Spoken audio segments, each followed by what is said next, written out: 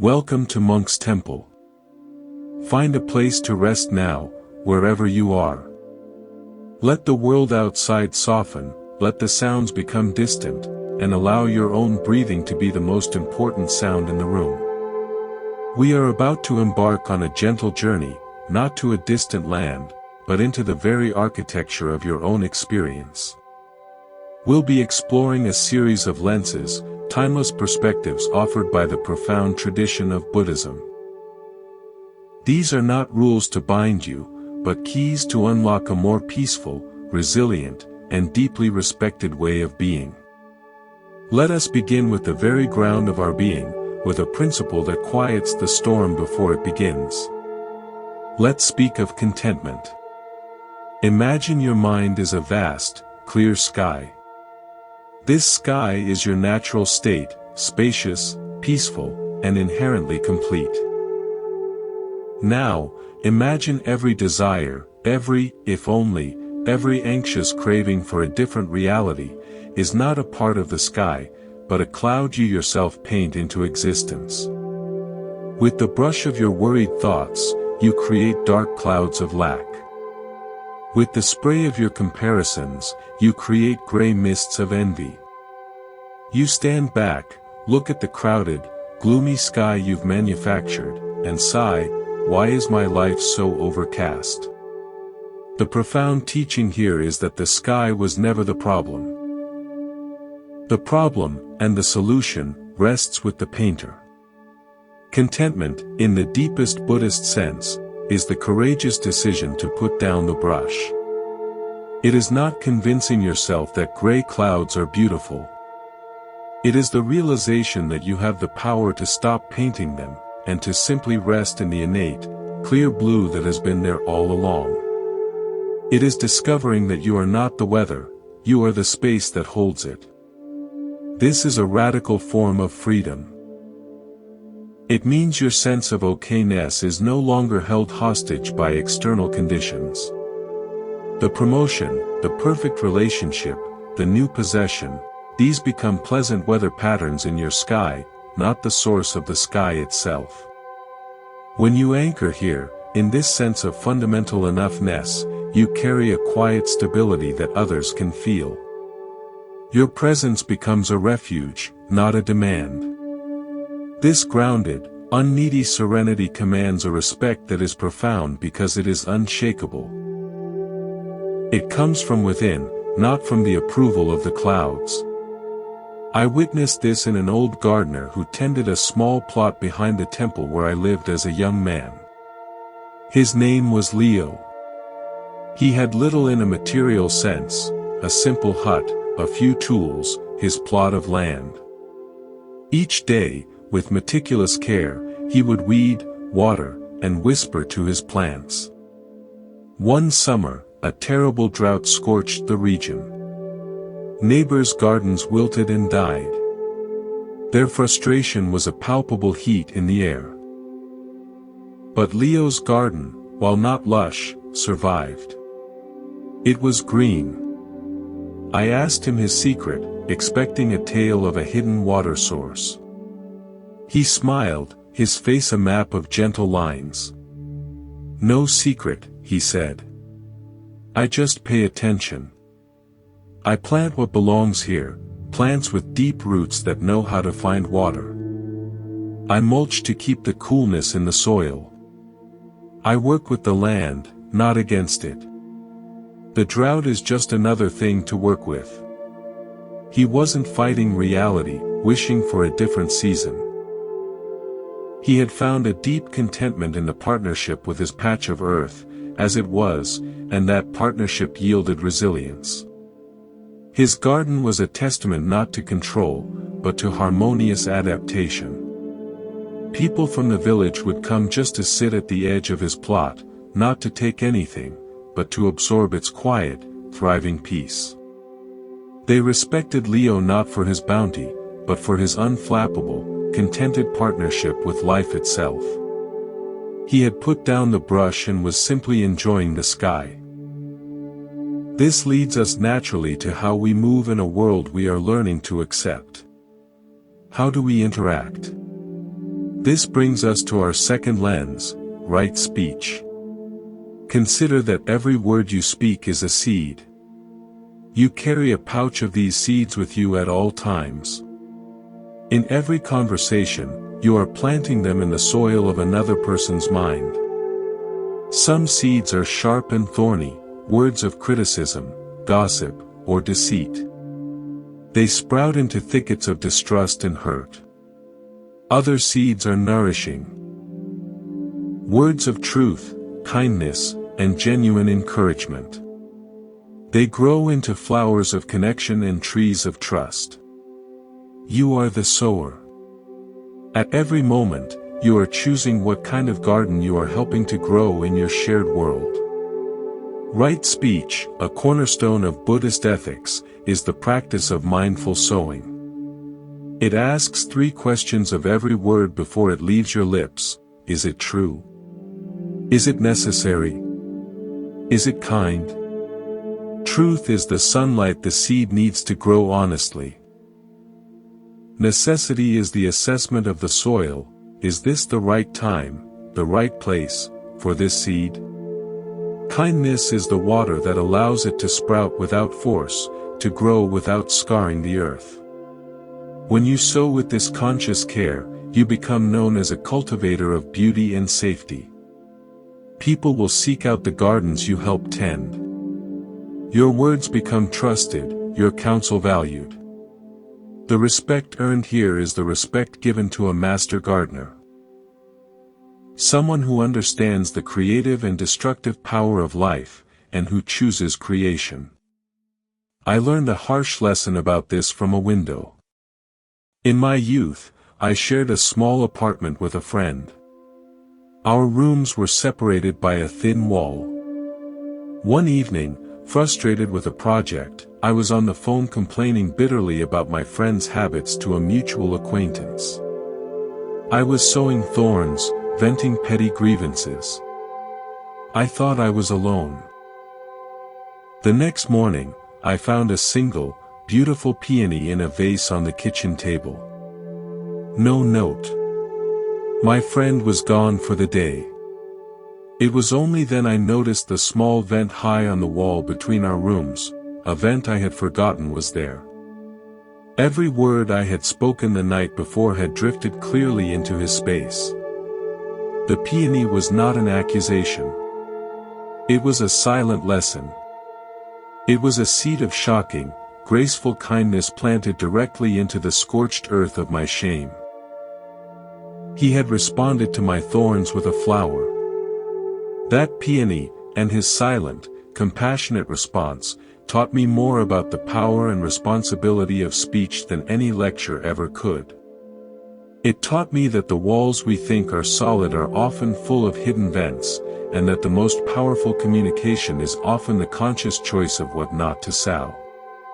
Now, if the ideas we've explored so far, finding contentment within and sowing seeds of mindful speech, resonate with you, I invite you to join our ongoing conversation. Consider subscribing to Monk's Temple. It is a simple way to ensure these gentle reminders and deeper explorations find their way to you, offering a quiet space for reflection amidst the noise of the world. Your subscription is like choosing to visit this garden regularly. Now, shall we continue our journey? Let us continue our journey inward. If speech is the seed we sow, we must ask, what is the nature of the ground in which all these seeds, all these experiences, take root? Buddhism offers a fundamental, liberating truth: impermanence. This is not a philosophical idea, it is the very breath of existence. Everything that arises, ceases.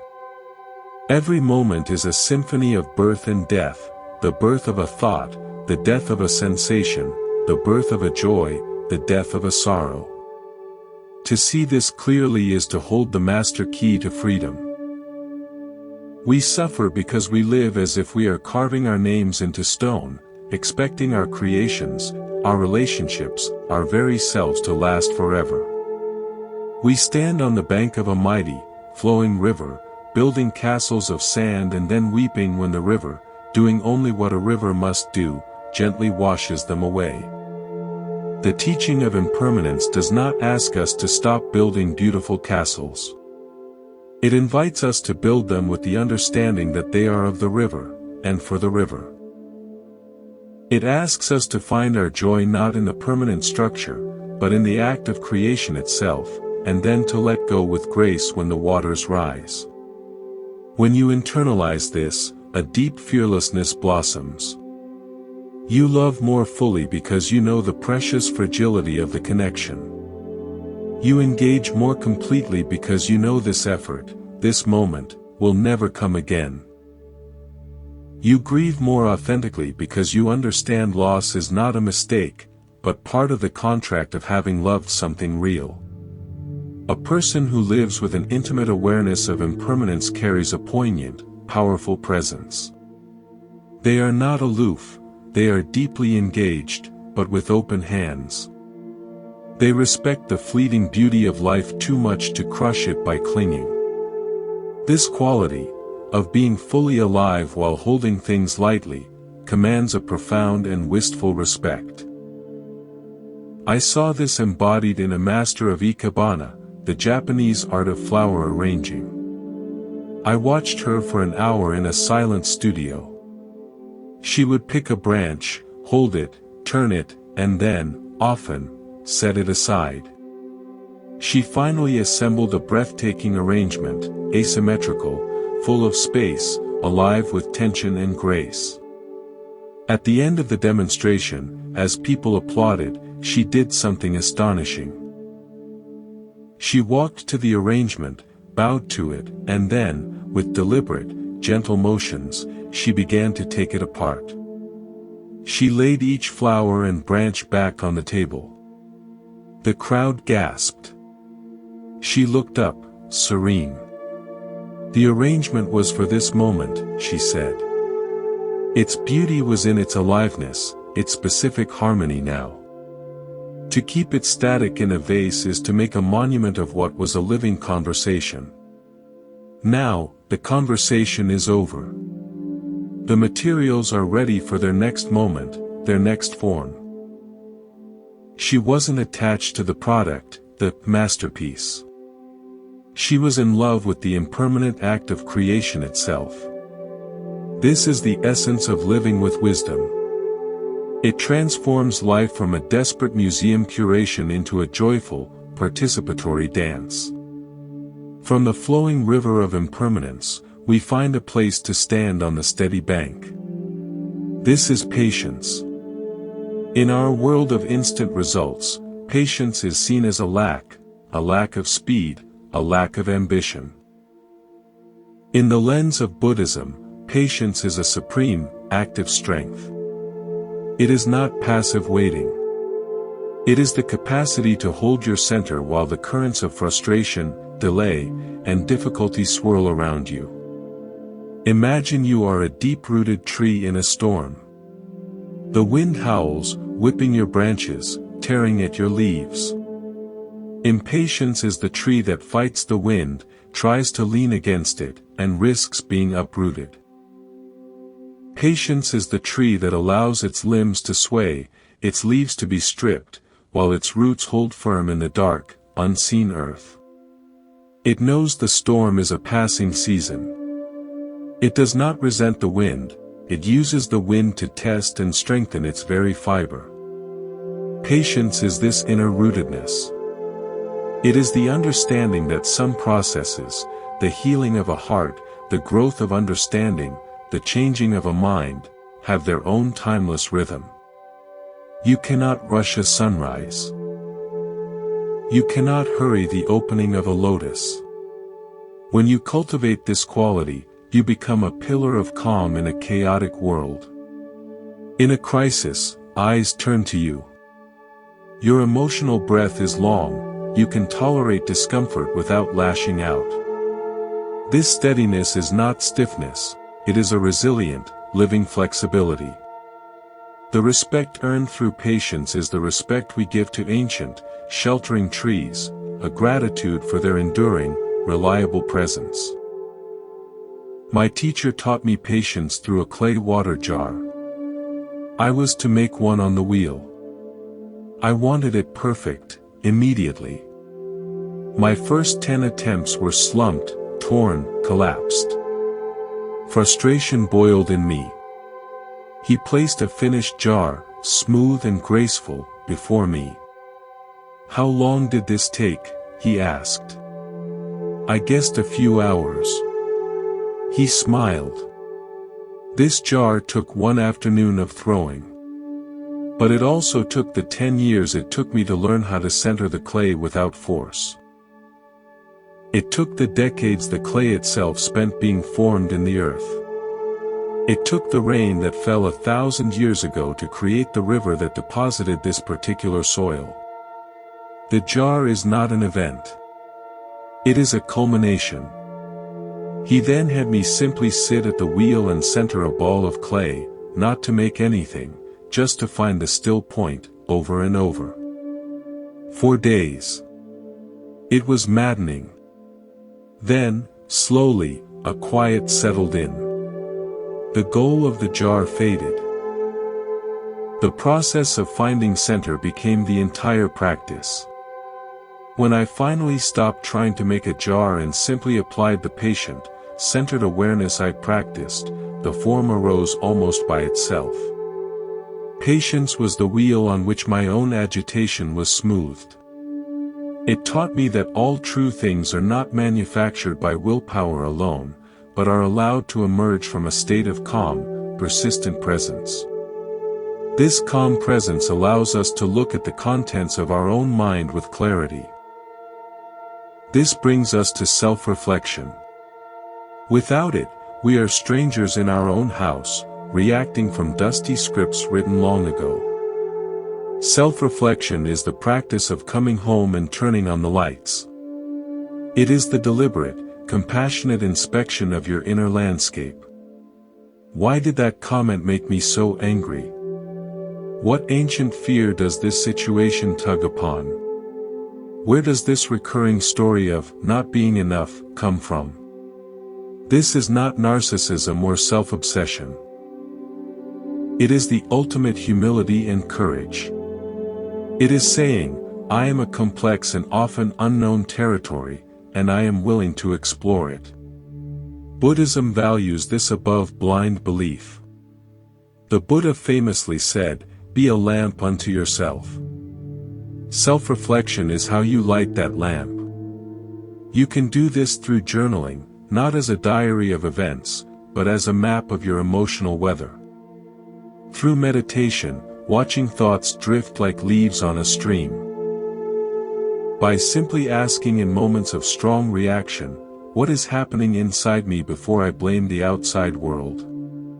This practice builds profound integrity.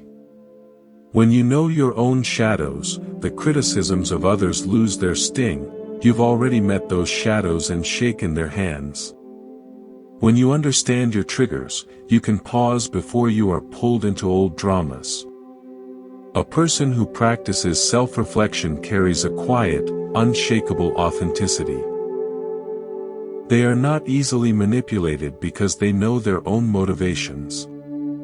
This earned self-knowledge radiates as a deep, trustworthy confidence. People respect this because it is real. It has faced the darkness within and carries a light that cannot be blown out. I have a small ritual that grounds me in self-reflection. Every evening, I light a single candle. As I watch the flame, I review the day not as a judge, but as a curious, kind historian. I ask, when did I feel most expansive, most connected to life, and when did I feel most contracted, most armored and small?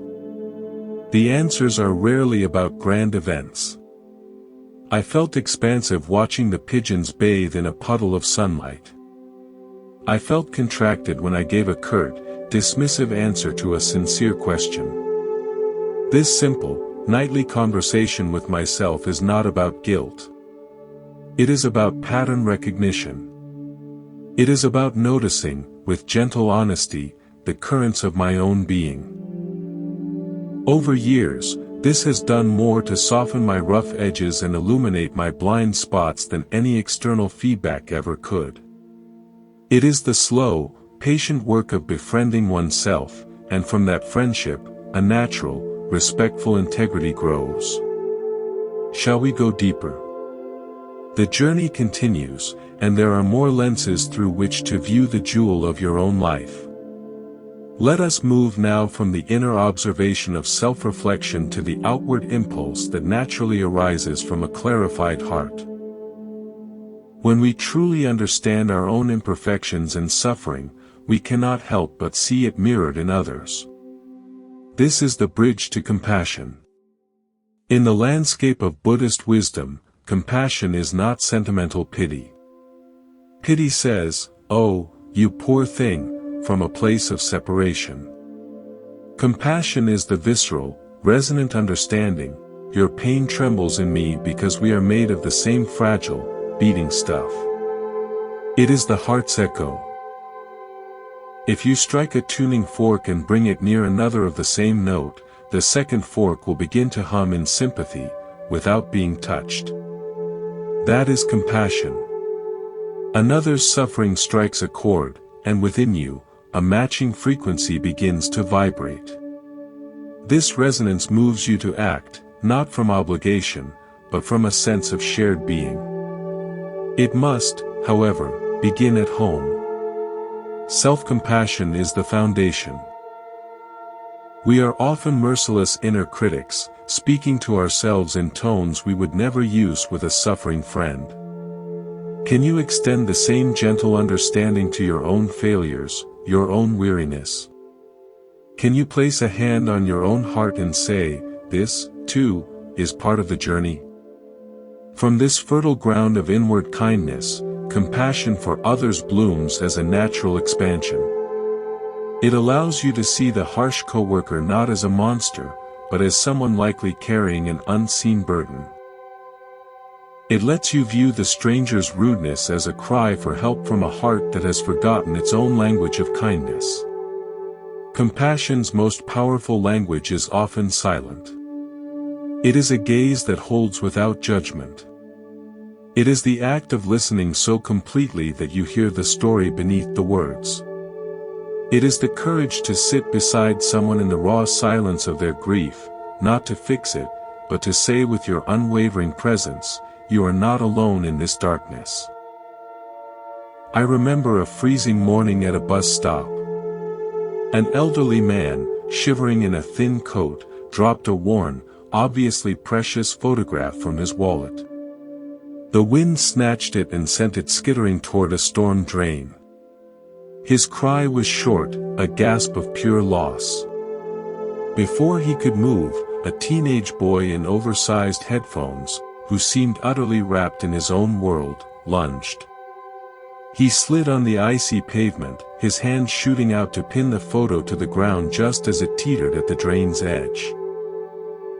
He stood, brushed grit from the picture, and handed it back to the man. No words were exchanged. The boy just gave a slight nod, reinserted his headphones, and looked away. The old man clutched the photo to his chest, his eyes closed. That was compassion in motion. No drama, no need for recognition. It was a simple, resonant, physical echo of another's pain, a reflexive move to intercept suffering. That boy's instantaneous action, from a place of seemingly disconnected cool, revealed a deeply connected heart. When you cultivate this quality, you become a living sanctuary. People sense the safety in your atmosphere. And what is more deeply respected than a safe harbor in life's storms? From the warm, connective space of compassion, we must look at a force that can subtly poison it, attachment. This leads us to non-attachment, one of the most liberating and misunderstood of Buddhist lenses. It does not mean detaching from life, love, or passion. That would be indifference, a kind of emotional coldness. Non-attachment is about detaching from the clinging, the desperate grasping that strangles the very things we love. Imagine your mind is your hand. Clinging is a tight fist, clenched around sand. The harder you squeeze to keep the sand from slipping away, the faster it streams through the gaps between your fingers. You are left with an aching hand and empty palm. Non-attachment is the open hand, palm up, cradling the sand. The sand remains. You can feel its texture, its weight. You can even let it run through your fingers in a playful stream. But you are not strangling it. The open hand can hold, can feel, can appreciate, without the panic of possession. We cling not just to things, but to outcomes, to identities, to our need for specific people to act in specific ways. Suffering is the ache of the clenched fist. Non-attachment is the relief, the spaciousness, of the open palm. It allows you to love someone fully without needing them to be the source of your happiness. It lets you work passionately on a project without staking your entire worth on its success. When you practice this, you carry a lightness of being. You are engaged but not entangled. People are drawn to this quality like sunlight. It is love without chains, confidence without arrogance.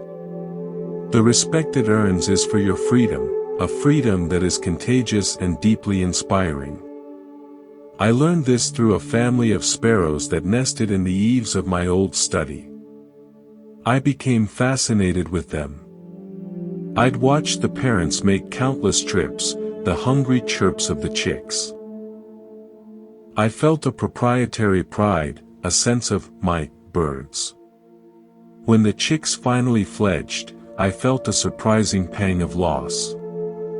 The nest was empty. I wanted them to stay. The next season, a new pair built a nest in the same spot. I felt a brief joy, but then the same cycle, attachment, then a sense of loss. It hit me one morning. I was trying to own a piece of the sky. The birds were not mine. They were wild, free expressions of life, passing through. My joy didn't have to be contingent on their permanent residence. I could appreciate their brief, miraculous tenancy without demanding they become a permanent fixture. After that, I enjoyed them more deeply. Their coming and going became a beautiful rhythm, not a personal drama. Non-attachment wasn't a loss of love, it was an expansion of it, from a narrow stream feeding only my needs to a wide sky that could host their entire, transient journey. This open-handedness allows us to meet life's inevitable friction without breaking.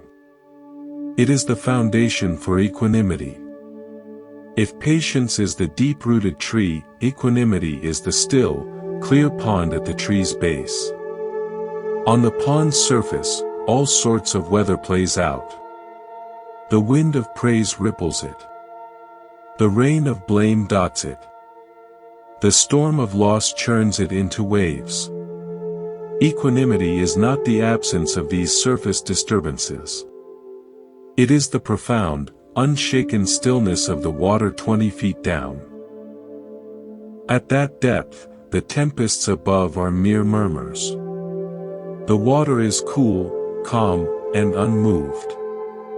Equanimity is the practice of living from that depth.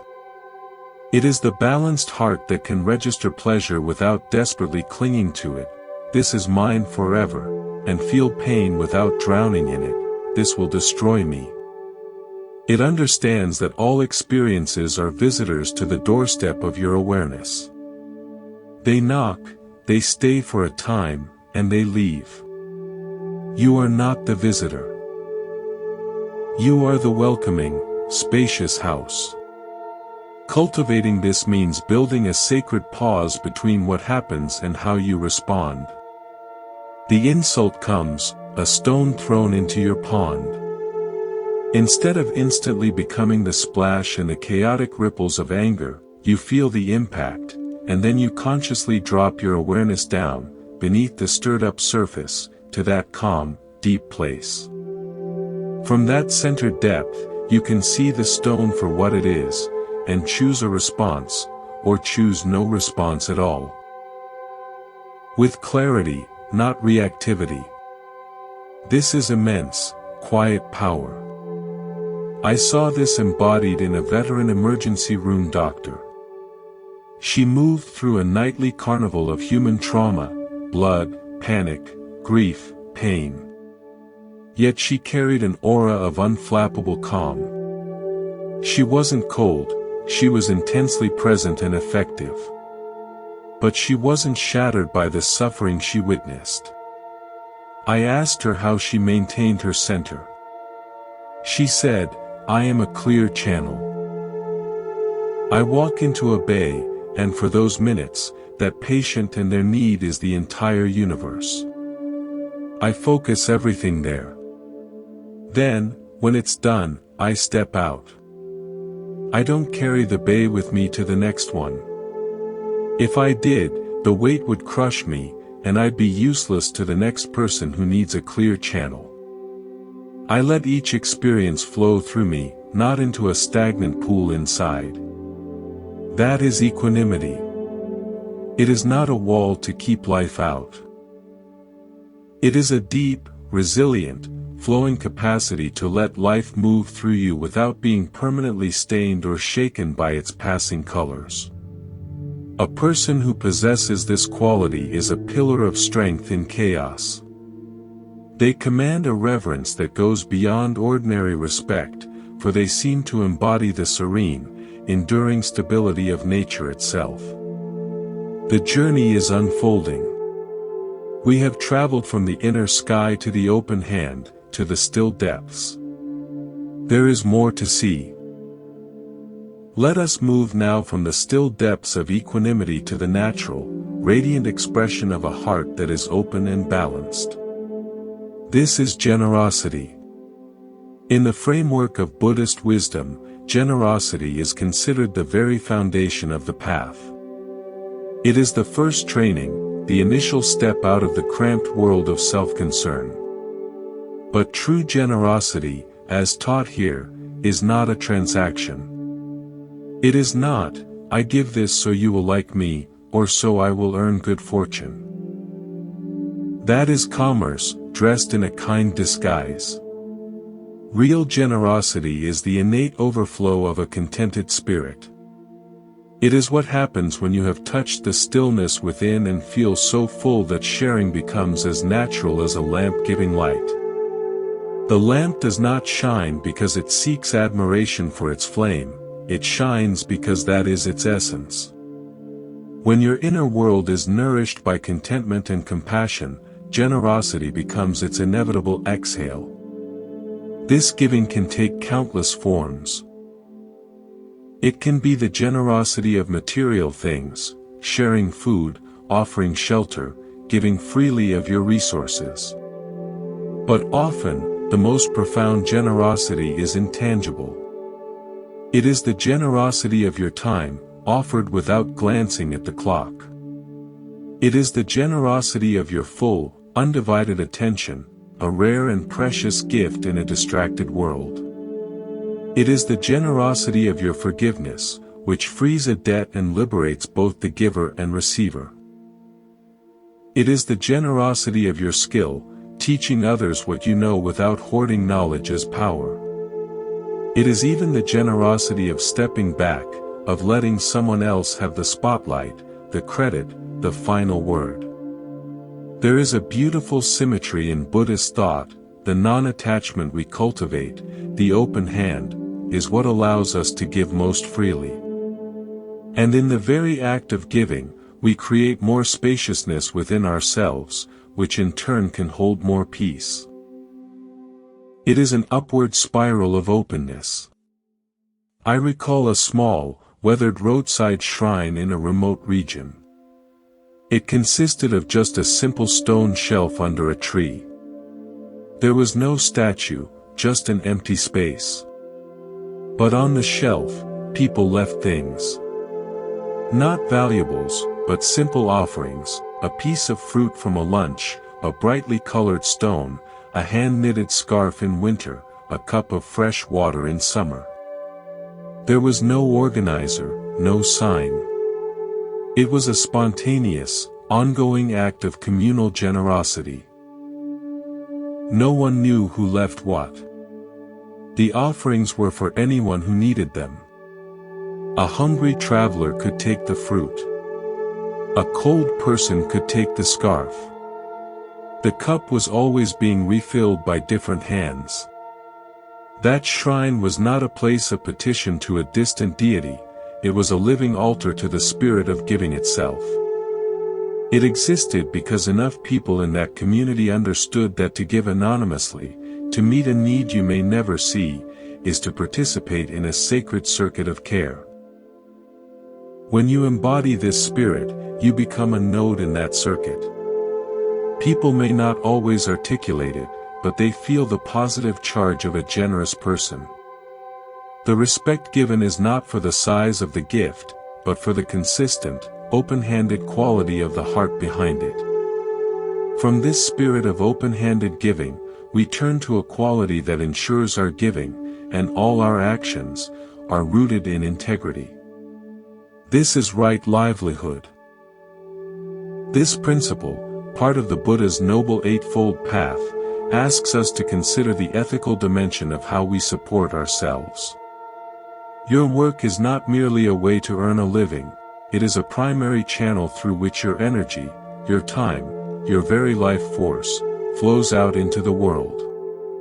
Right livelihood asks, does this channel add to the suffering of others, or does it help alleviate it? Does it promote harm or healing? It encourages us to avoid trades that directly cause suffering. Trafficking in weapons, exploitative practices, dealing in deceit or poisons. But it is more proactive than mere avoidance. It is the aspiration to align your daily work with your deepest values. It is finding the thread that connects your specific task to the greater web of well-being. The janitor who maintains a clean, safe hospital is engaged in right livelihood as profoundly as the surgeon. The teacher who nurtures curiosity, the baker who uses wholesome ingredients, the engineer who designs accessible technology, all can see their work as a form of mindful contribution. It also involves how you work. Do you treat colleagues, clients, and customers with honesty and respect? Do you honor the balance between your work and the rest of your life, protecting your health and relationships? Do you use your position, however modest, to be a beacon of patience, fairness, and kindness? A career chosen and conducted with this consciousness builds a life of seamless integrity. There is no need to compartmentalize a work self from a spiritual self. They are woven from the same thread. I knew a bookshop owner named Ilara. Her shop was small, often quiet. The giant online retailers and digital books were slowly killing businesses like hers. She could have given up or turned solely to bestsellers. Instead, she doubled down on her purpose. She curated books with soul. Forgotten classics, profound poetry, independent voices. She hosted tiny reading circles for lonely seniors. She created a blind date with a book section, wrapping books in brown paper with only a cryptic handwritten clue. She knew her regulars by name and would often say, "I held this for you, it made me think of your questions." Her profit margin was slim. But her livelihood was rich in meaning. She wasn't just selling commodities. She was curating nourishment for minds and hearts, fostering a tiny, real-world community. People didn't just respect her as a bookseller, they respected her as a guardian of a certain kind of light. Her work was an expression of her love for human connection and wisdom. That is right livelihood. When others witness this alignment, when they see your principles embodied in your daily effort, they grant you a respect rooted in deep trust. They know your character is not situational. It is foundational. This sense of living in alignment brings us to a powerful, transformative orientation towards life itself, gratitude. Gratitude, in the Buddhist sense, is not a passive feeling that occasionally washes over you. It is an active lens, a deliberate way of perceiving the world. It is the alchemist's stone that transforms ordinary moments into golden awareness. When you are in a state of gratitude, you are in a state of receiving. You are acknowledging the gift. And existence is a constant, streaming gift, most of which we ignore in our pursuit of the next thing. The effortless functioning of your body, the shelter of a roof, the miracle of a spoken word understood, the lesson hidden in a failure, the simple fact of consciousness itself, all are gifts. Gratitude is the direct antidote to the mind of scarcity, the painting of clouds we began with. It actively scans your reality for what is present and good, training your attention away from what is absent. A daily practice, like naming 3 things you are grateful for, can rewire neural pathways. But the goal is for it to become your default setting. You begin to feel grateful for the challenges that forged your strength, for the difficult people who taught you patience, for the endings that made space for new beginnings. This isn't about denying pain. It is about refusing to let pain monopolize the story of your life. The Japanese art of kintsugi, where broken pottery is repaired with gold lacquer, making the cracks more beautiful than the original surface, is a perfect metaphor for grateful living. Gratitude is the gold. It doesn't erase the cracks of suffering and loss, it highlights them as integral, valuable parts of your unique history, creating something more resilient and beautiful than perfection ever could. My own practice involves micro-gratitudes. I consciously note the tiny, seamless miracles, the satisfying click of a well-made latch, the way steam rises from a cup in a cold room, the intricate pattern of frost on a window, the reliable pull of gravity that grounds me. This constant, quiet inner whisper of "thank you" changes your fundamental frequency. You become a person who radiates appreciation. And people are magnetically drawn to, and deeply respect, those who genuinely appreciate life. In their presence, others are reminded of the abundance that has been there all along, waiting only for their notice. We have covered much ground, from generosity through work to grateful seeing. Our path is spiraling towards a central point. Now, let us turn our gaze to a quality that is both a fruit of the path and an essential soil for its growth: humility. In a culture that often shouts for self-promotion, humility can be mistaken for meekness, for a lack of confidence.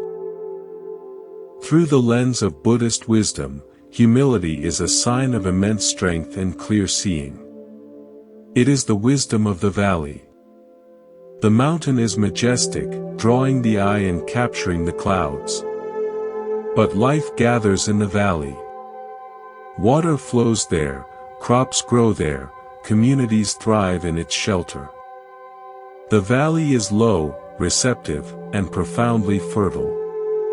It does not proclaim its own importance, it simply performs its vital, nurturing function. Humility is the willingness to be the valley. It is the clear recognition that you are a single thread in a vast, interdependent tapestry. Your talents were nurtured by teachers, by society, by circumstance. Your knowledge, however deep, is an island in an ocean of the unknown. True humility is accurate self-assessment, not self-diminishment. It is the ability to say, I am skilled here, and I am a beginner there, with equal ease. It is giving credit freely and joyfully. It is listening to the ideas of others with the genuine possibility that they may hold a piece of the puzzle you lack. It is being able to utter the phrases, I was wrong, or, I don't know, without your sense of self crumbling. This vulnerability, this openness, is not weakness, it is a compelling, attractive strength. Arrogance is a fortress with high walls and a narrow gate. It keeps people out and leaves the inhabitant lonely. Humility is an open garden gate and a warm hearth inside. It invites connection, collaboration, and trust. I have seen this most vividly in the presence of truly accomplished masters. The deeper their realization, the simpler, kinder, and more ordinary they appeared. Having nothing left to prove, they could be completely at ease, completely available, and profoundly interested in you. I learned a lasting lesson in humility from a source I initially dismissed, a stray dog. For a time, I lived near a woods often frequented by an old, scarred, mixed-breed dog. He moved with a quiet, unobtrusive confidence. He never begged, never barked unnecessarily. One afternoon, I was sitting on a log, frustrated over a problem I couldn't solve, my mind a knot of self-important confusion. The dog ambled over, sat a few feet away, and simply looked into the woods, perfectly still and content. He wasn't looking at me for answers or food. He was just being. His simple, unassuming presence was a mirror. In his calm, undemanding existence, I saw the noisy, striving drama of my own mind. My problem hadn't changed, but my relationship to it did. The dog's humble being, his lack of any pretense or story, cut through my mental clutter. He didn't teach me with words, but with the quiet authority of his nature. He was a master of humility, and in his presence, my own arrogance softened. A humble person has this effect. They create a space where others can relax, can be themselves, can shine. They are respected not for towering over others, but for being the solid, fertile ground upon which collective good can grow. From the fertile ground of humility, we can address one of the heaviest weeds that can choke our inner garden, resentment. This brings us to forgiveness. Buddhism presents forgiveness not primarily as a moral virtue bestowed upon a wrongdoer, but as a practical, urgent act of self-liberation. Holding a grudge, nursing a resentment, is like locking yourself in a prison cell and throwing away the key, all the while believing you have imprisoned the other person. You pace in the darkness of your own bitterness, while they may be free, living their life, utterly unaware of the jail you maintain in their name. Forgiveness is the decision to walk out of that self-made cell. It is not saying the hurtful act was acceptable. It is saying, what you did caused pain.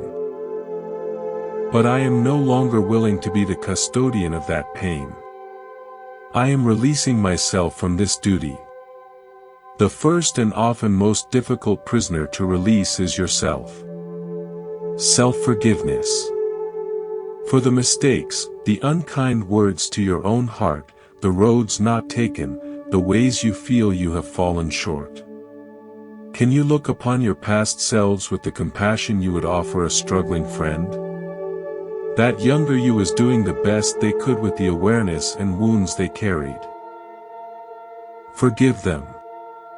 Let them rest. This opens the door to forgiving others. Forgiving others does not mean you must reconcile or pretend the injury didn't happen. It means you choose to cease feeding the story of grievance with your mental energy. You drop the heavy burden of the case you've been building in the court of your mind. The event remains in history, but your present moment life is no longer defined by it. I once visited an old, decommissioned lighthouse. The keeper showed me the thick, scarred metal door to the lamp room. It was pitted and marked from decades of salt and wind. He pointed to a deep, rusty gash. "A terrible storm did that," he said. "Nearly ripped the door clean off. We repaired it, reinforced it. But we didn't replace it. The scar tells the story of the storm it withstood. The door is stronger for it, and it still does its job." That door became my metaphor for forgiveness. The hurt is the gash. Forgiveness is not pretending the gash isn't there, or that the storm didn't happen. It is the sturdy, conscious repair. It is integrating the damage into your history, making you stronger and more complex, while still allowing you to function, to be a door that opens and closes, that lets light in and out, rather than a sealed, ruined barrier. When you practice forgiveness, you drop an immense weight. Your energy is no longer siphoned into maintaining the prison or hiding the gash. This creates a palpable lightness and openness. People sense when someone is not carrying old battle axes.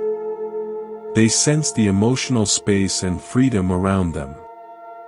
That kind of unburdened presence is deeply respected, for it is a living example of how to move through life unshackled by the past. This process of clearing and cleansing brings us back to the foundational practice that makes all else possible. Mindfulness. We spoke of it earlier as the ground. Now, let us see it as the very act of seeing the ground. Mindfulness is the anchor in the harbor of now. Our minds are extraordinary time machines, but they are terrible places to live. We spend our lives in the museum of the past, ruminating over exhibits we cannot change, or in the haunted house of the future, anxiously rehearsing scripts for events that are mere phantoms. In doing so, we miss our actual life, which is only ever happening in this single, fleeting point called now. Mindfulness is the gentle, firm hand that guides us back, again and again, to this point. It is non-judgmental awareness of the present moment. Your breath, entering and leaving. The weight of your body. The sound of the rain. The feeling of the chair against your back. This. Here. Now. A powerful metaphor is that of the mirror. Your pure awareness is like a perfect, clean mirror. Thoughts, emotions, and sensations are the images that appear in the mirror. We spend our lives believing we are the image. I am angry. Seeing an image of fire. I am sad. Seeing an image of rain. Mindfulness is the revolutionary shift of realizing you are not the image in the mirror, you are the mirror itself. The mirror is never stained by the images it reflects. A terrifying image can appear, but the mirror's nature, clear, reflective, spacious, remains unchanged.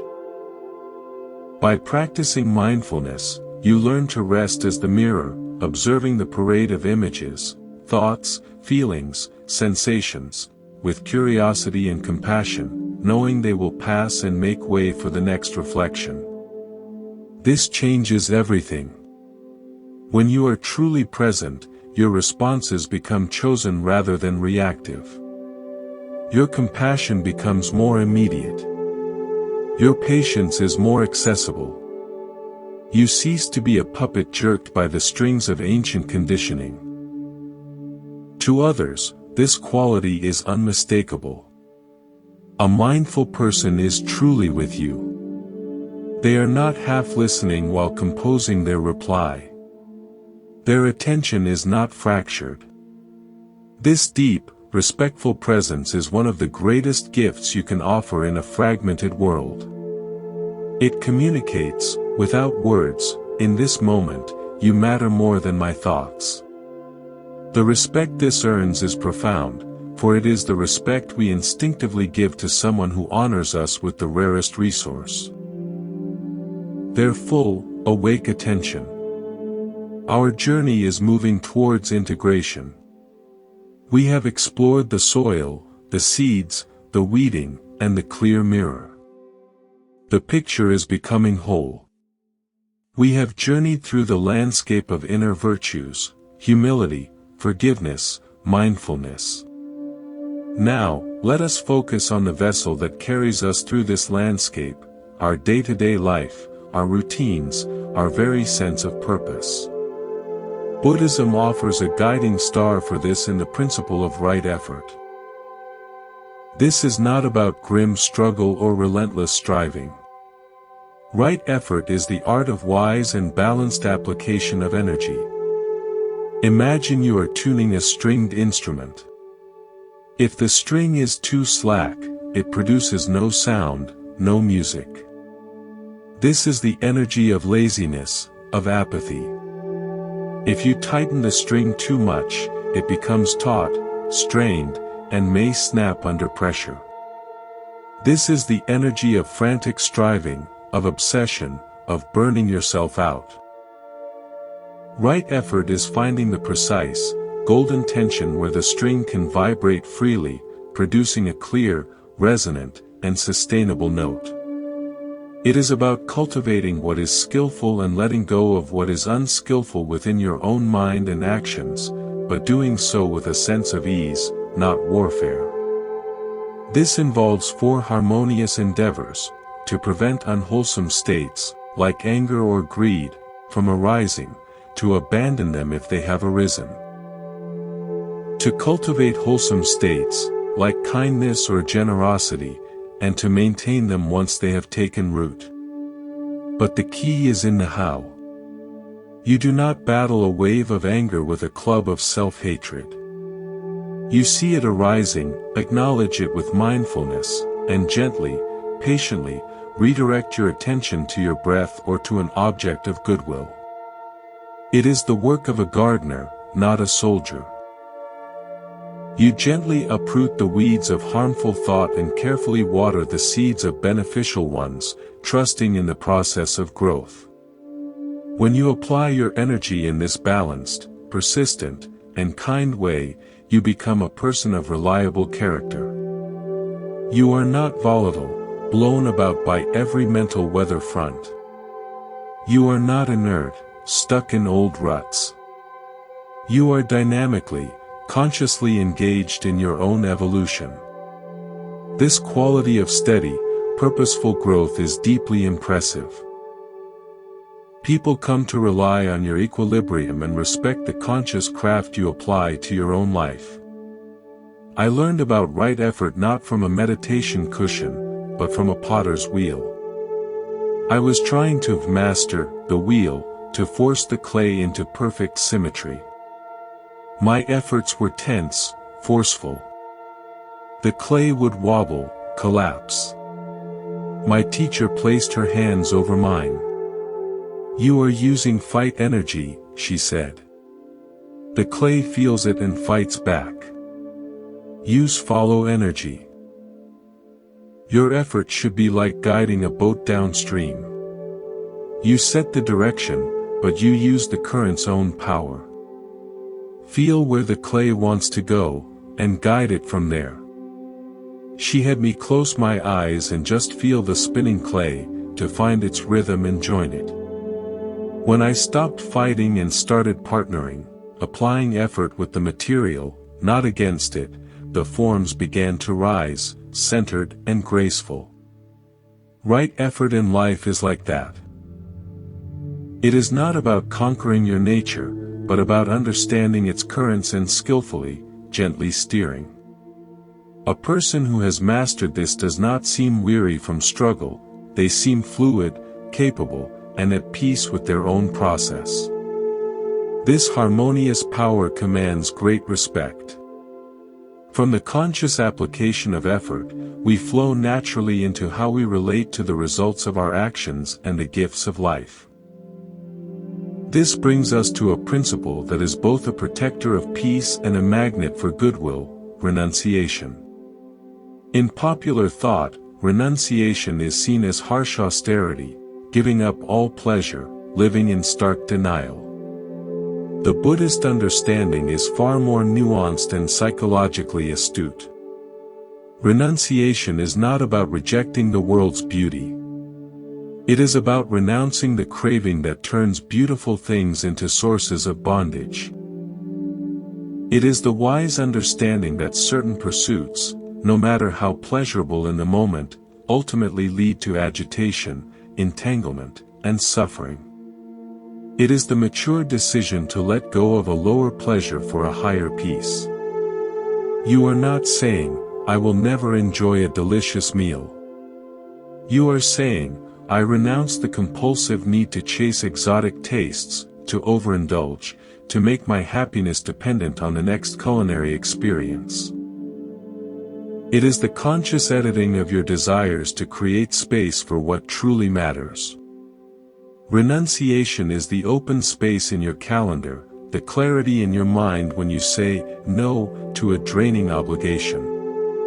It is the freedom you feel when you declutter your home, not because you hate possessions, but because you love spaciousness. It is choosing silence over gossip, solitude over shallow company, integrity over easy gain. This is not deprivation. It is the curation of your inner and outer environment to support your deepest values.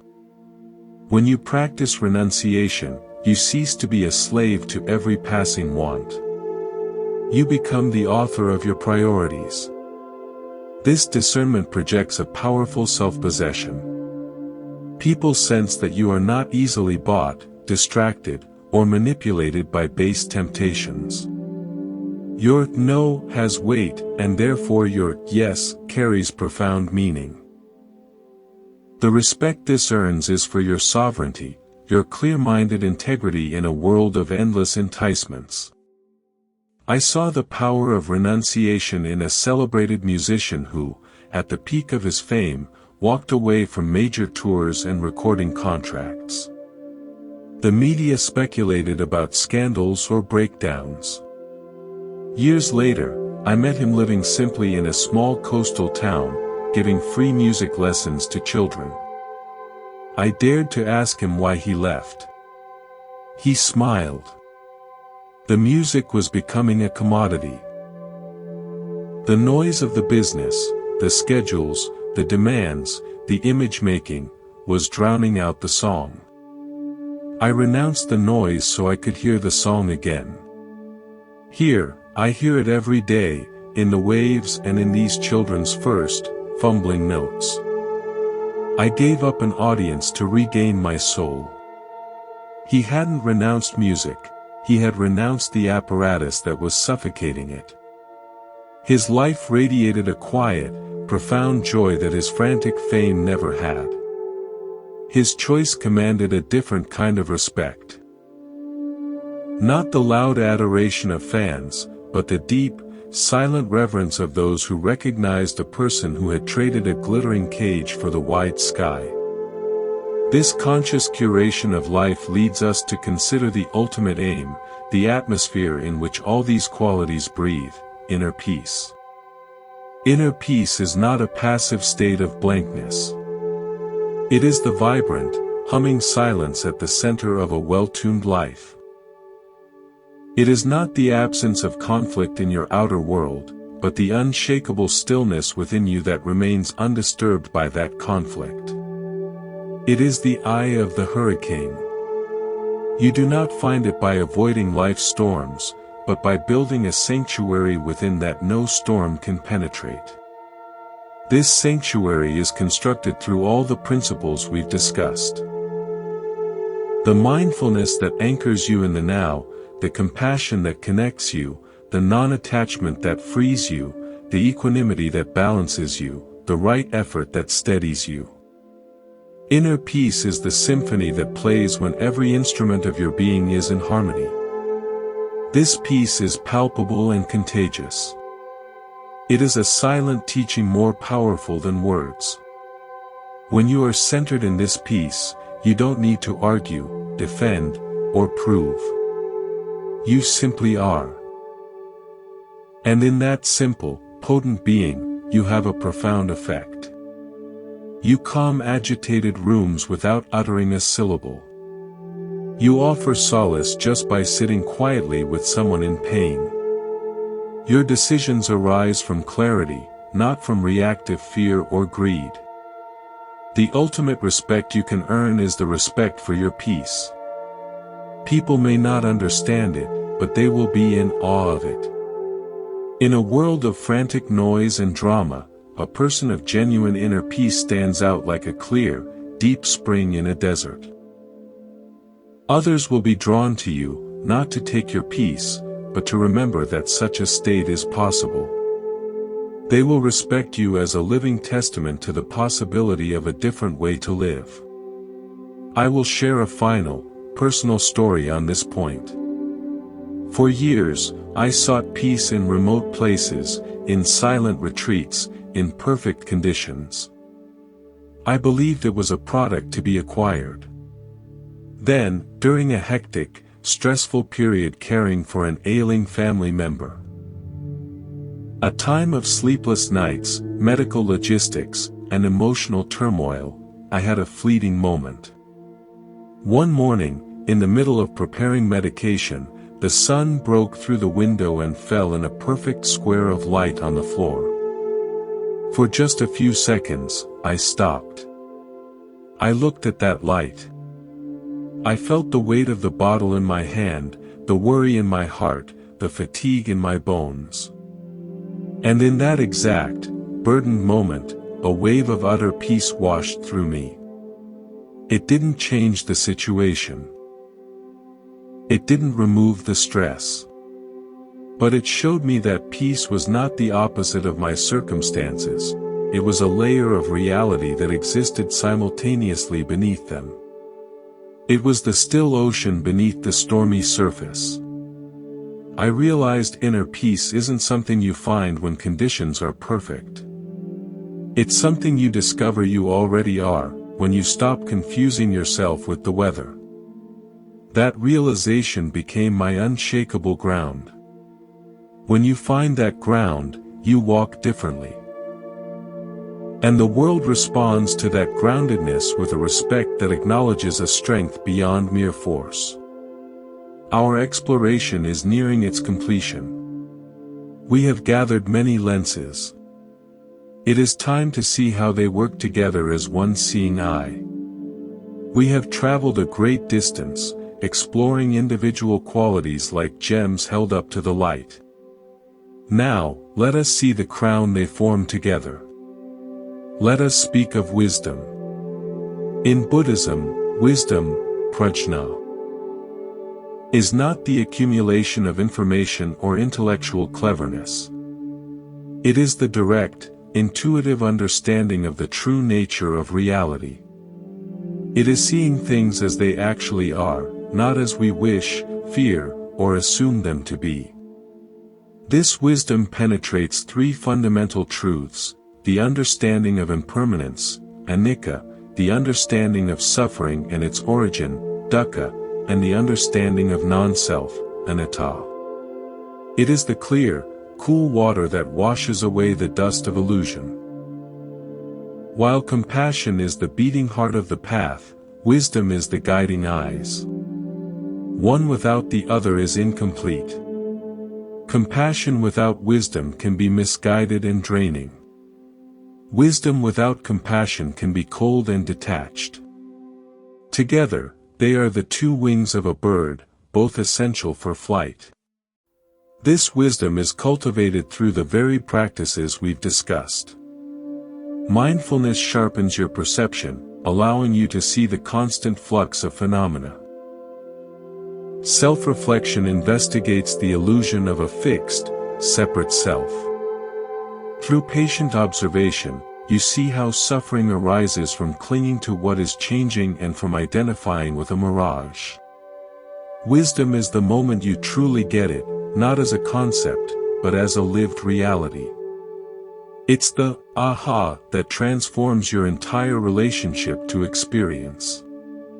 A person grounded in this wisdom is not dogmatic. They are not spouting doctrines. They are simply living in alignment with reality, and therefore, with remarkable ease and effectiveness. They have a profound, common sense that cuts through complexity. They see the root of problems where others see only leaves. This depth of understanding commands a respect that is quiet but immense. People seek them out not for easy answers, but for the clarity that helps them see their own questions more clearly. I witnessed this wisdom in an unlikely place. A master mechanic in a small rural garage. Farmers brought him ancient, broken-down tractors, their problems seemingly hopeless. He would listen to the description, then walk slowly around the machine, sometimes not touching it for many minutes. He was listening, seeing, sensing. Then, with an almost uncertainty, he would point to a specific bolt, a hidden gasket, a wire. "It's here," he'd say. And he was always right. He couldn't always explain how he knew in technical terms. He just saw the system, the flow of fuel, the transfer of power, the point of friction, as a whole, living thing. His wisdom was an intimate, non-conceptual understanding of the nature of the machine. He saw the truth of its functioning and dysfunction. His garage was a place of respect, not because he was the most talkative, but because he was the one who could truly see. Spiritual wisdom is like that. It is the direct perception of the nature of the mind and the world. It sees the leak, the blockage, the point of clinging, where others only see the smoke of their suffering. From the clear seeing of wisdom, we turn to the natural posture one takes from that vantage point, loving kindness, metta. While compassion is the response to suffering, loving kindness is its foundation. It is the unconditional, radiating wish for happiness and well-being for yourself and all beings. It is not an emotional gush, but a steady, deliberate cultivation of friendliness. Imagine your heart as a sun. Loving kindness is the practice of removing the clouds of ill will, resentment, and indifference so that this innate, warm light can shine indiscriminately on all it touches, friend, stranger, enemy, yourself. You start close to home, with yourself, then systematically extend the radiance outward. It is a training in breaking down the walls of the heart. The traditional practice begins with the phrases, "May I be safe. May I be happy. May I be healthy. May I live with ease."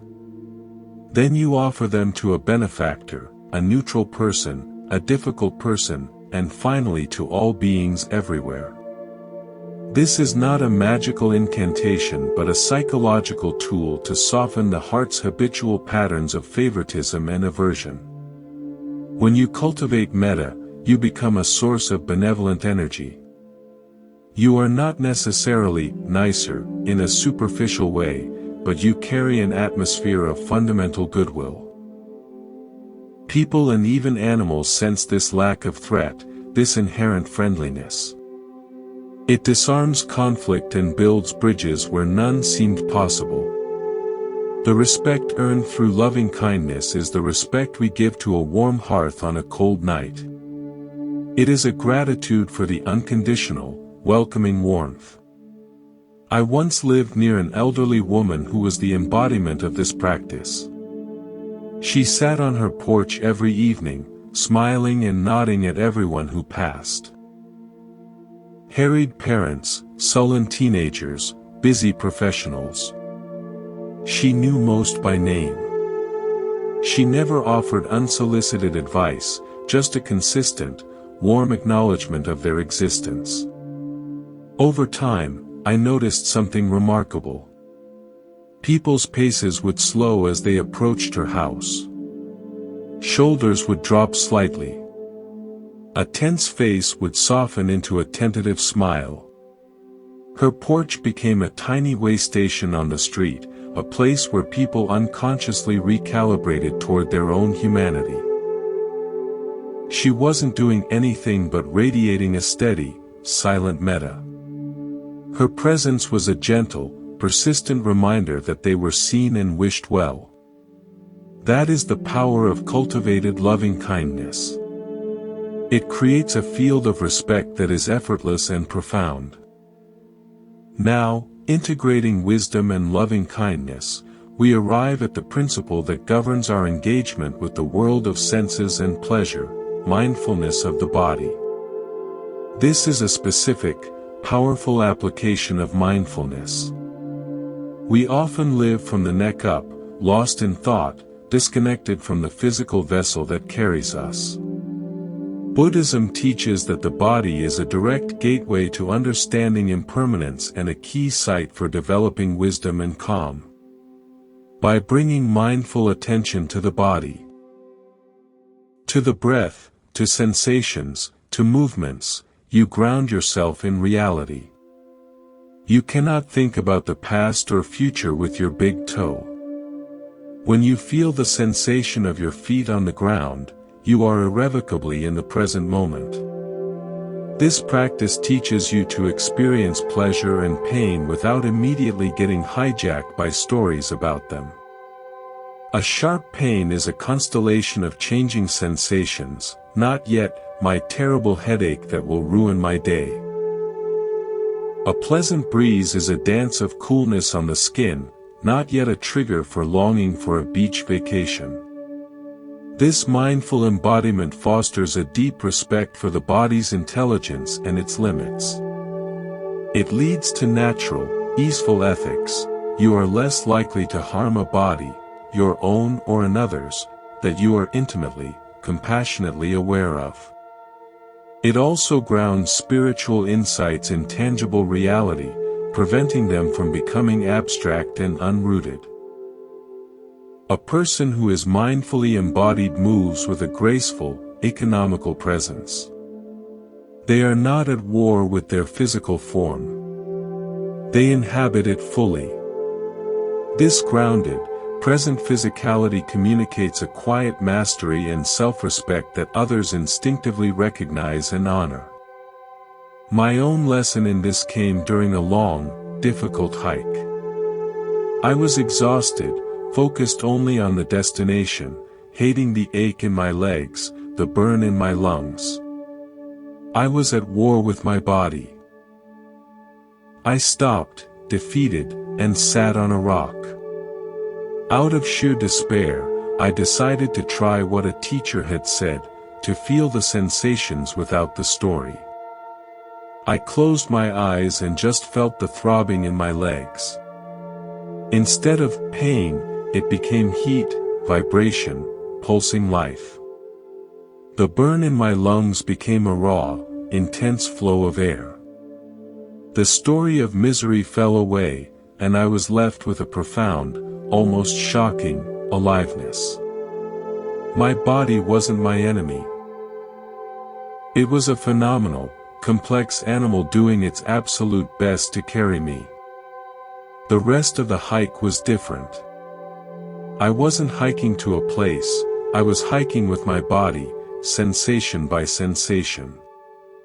That shift, from opposition to partnership, born of mindful attention, changed everything. When you carry that partnership into daily life, you carry a silent dignity. People sense the harmony between your being and your physical presence, and they respect the wholeness it represents. We are drawing close to the end of our spiral. We have examined the components of a life lived with awareness. One final, encompassing lens remains. We have come to the final stretch of our journey, or returning to the place we began, but with new eyes.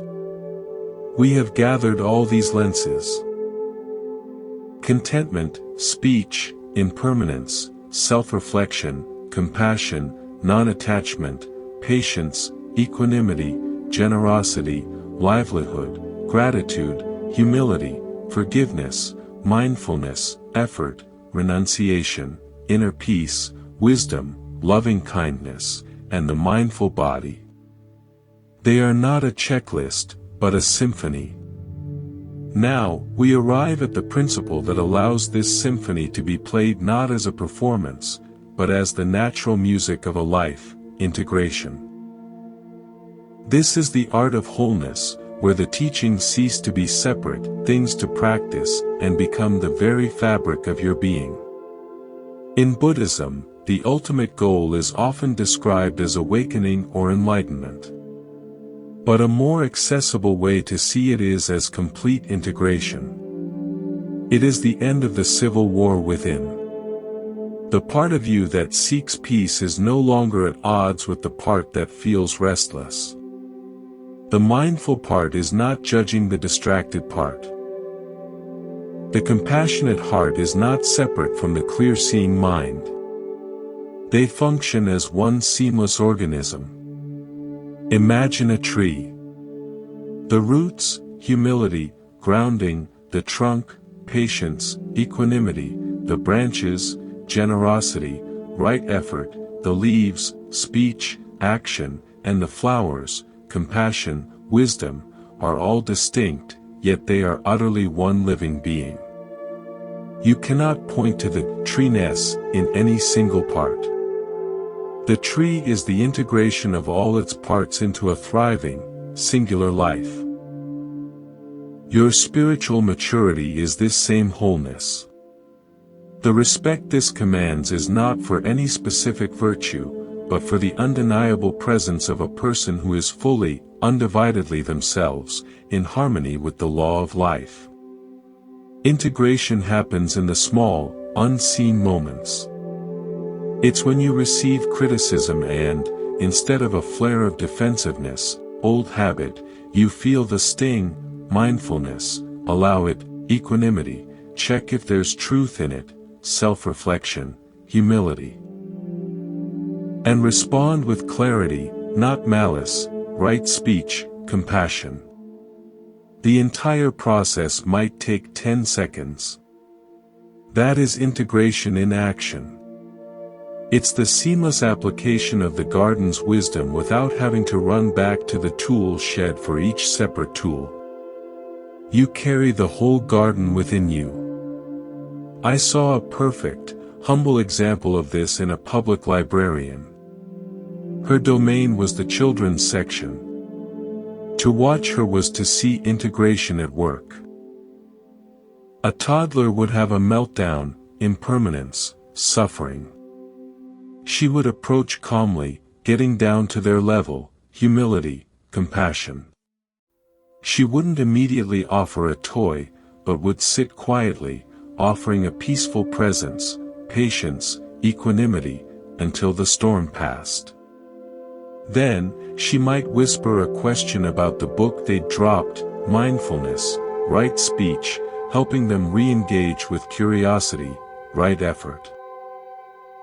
She managed the chaos of story time with a firm but gentle order, inner peace, welcomed every child by name, loving kindness, and her section was a haven of joy amidst the quiet of the adult stacks. She wasn't practicing Buddhism. She was simply a whole human being, applying a natural, integrated intelligence and heart to her vocation. Everyone, parents, children, colleagues, respected her deeply. They felt the wholeness in her presence. That is the fruit of the path. It's not esoteric. It's functional, beautiful humanity. So, where does this leave us? With a simple, profound invitation to live a life of conscious weaving. You are the weaver. The threads, these principles, are in your hands. Some days, the thread of patience will be strong and needed. Other days, the golden thread of gratitude will be the one to highlight the pattern. You don't have to use all the threads at once. But you gradually learn their textures, their strengths, and how they combine to create a tapestry that is both resilient and beautiful. The tapestry is your character, your legacy of moments, the quality of your presence in the world. Earning respect, then, was never the true goal. It is the natural shadow cast by a life lived in integrity, by a person standing in their own wholeness. When you are content, you don't need to steal energy. When you are compassionate, you create safety. When you are mindful, you offer the gift of attention. When you are humble, you make space for others. People may not articulate why they respect you, but they feel the sum of these parts. They feel the solidity, the warmth, the clarity. They feel, in your presence, a reminder of their own potential for wholeness. Let me leave you with one last, original story, a parable of integration. In a village, there were 3 revered objects: a flawless diamond, said to hold the light of wisdom; a vial of infinite water, representing the flow of compassion; and a simple, unbreakable clay bowl, symbolizing the humble, receiving mind. The objects were kept apart, each worshipped for its own power. One year, a great drought struck, both of water and of spirit. The people prayed to the diamond for answers, but its light was cold. They begged the vial for water, but it seemed sealed. In despair, a child, dusty and thirsty, took the clay bowl from its pedestal and placed it on the ground in the empty village square. She then took the diamond and placed it in the bowl. Finally, she poured the vial's water over the diamond. The sun struck the water-soaked gem, and a radiant prism of light, fractured into every color of hope, splashed and danced against the sides of the humble bowl, filling it with a living, shimmering rainbow. The bowl held it all. The integration of clear-seeing wisdom, the diamond, flowing compassion, the water, and receptive, grounded presence, the bowl, created something entirely new and transformative, not 3 separate treasures, but a single, miraculous phenomenon that addressed the actual need of the moment. You are that bowl.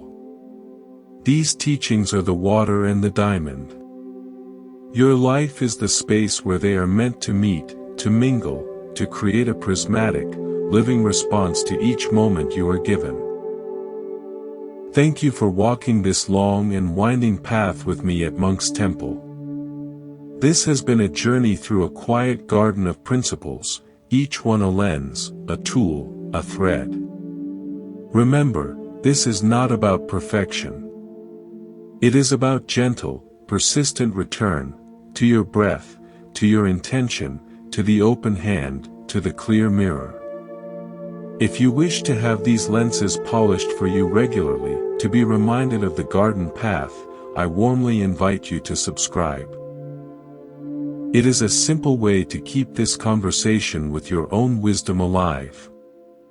May you carry the stillness of this temple within you. May your bowl be strong, your water sweet, and your diamond clear. May you live integrated, and in that wholeness, find the peace that has been waiting for you all along. Good night.